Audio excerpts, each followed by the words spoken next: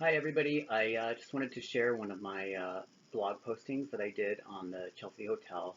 Uh, just basically some of the more reasons that the hotel is noteworthy, done by suite number. So, room 100 is the room where Sid Vicious and his girlfriend Nancy lived. It was the same room where she was found dead in the bathroom.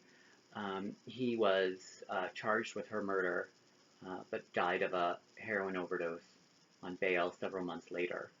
Room 105 was the room that actress Edie Sedgwick, who worked for Andy Warhol, where she was transferred after she had set her previous room in the Chelsea on fire. They moved her above the lobby into room 105. Room 114 is notable. In 2009, a hotel guest, Anna, claimed to have had a paranormal experience on the last night of a 3-night stay in the hotel.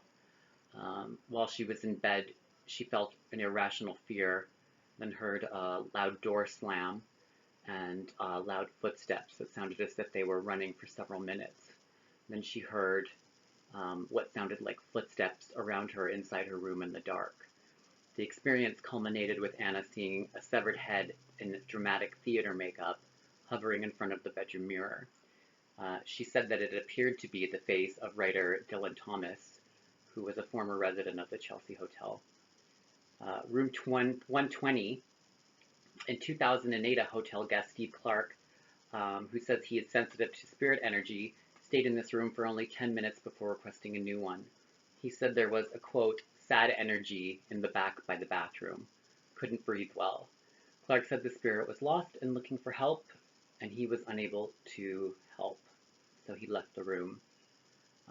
Multiple visitors to room 124 have reported having paranormal experiences, such as the a female voice screaming, ghostly presences in the bathroom, um, and as well as seeing a foggy image of an old man ghost.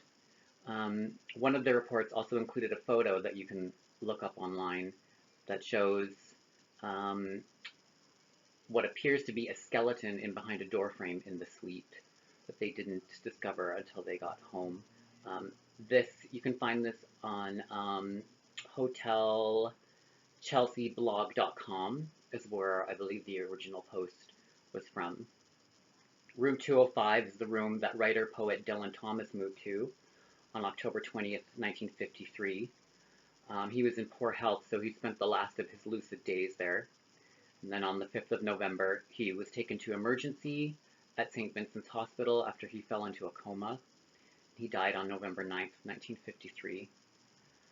Room 212, that was the room that singer-songwriter Bob Dylan stayed in during the 60s. He wrote Sarah and Sad-Eyed Lady of the Lowlands there. Room 323, that is the room that club kid Christina lived in during the 80s. She also died there. She was dead 5 days before they discovered her. Room 415, that is the suite that Janis Joplin lived in when she was at the Chelsea. Room 424 is where Leonard Cohen lived during the 60s. That's also apparently where the tryst between him and Janis Joplin occurred in that room. Room 442, Andy Warhol brought Edie Sedgwick here in 1965 to film the short The Chelsea Girls. Room 515 is where John Bon Jovi wrote the song and filmed the video for Midnight at the Chelsea. Room 614 is the room that playwright Arthur Miller lived here. He lived there with his daughter Rebecca after his divorce from Marilyn Monroe. Rebecca is also the wife of Daniel Day-Lewis. Room 822, that's where Madonna took some of the photographs for her 1992 sex book. And room 829 is writer Thomas Wolfe spent his last few years there at the Chelsea Hotel, dying in 1938. Room 915, in 2009, a hotel guest here, Clark says he was awakened at 4 a.m. and handed a glow-in-the-dark frisbee by an energy. He said he was not frightened by the energy and was able to get back to sleep. And finally, room 1017 is the room that singer-songwriter Patti Smythe lived with her boyfriend, photographer Robert Mapplethorpe in 1969, which is also where Mapplethorpe took his first photographs. So I will post the link for the blog below if you'd like to read it, and thanks for watching, and I'll see you next time.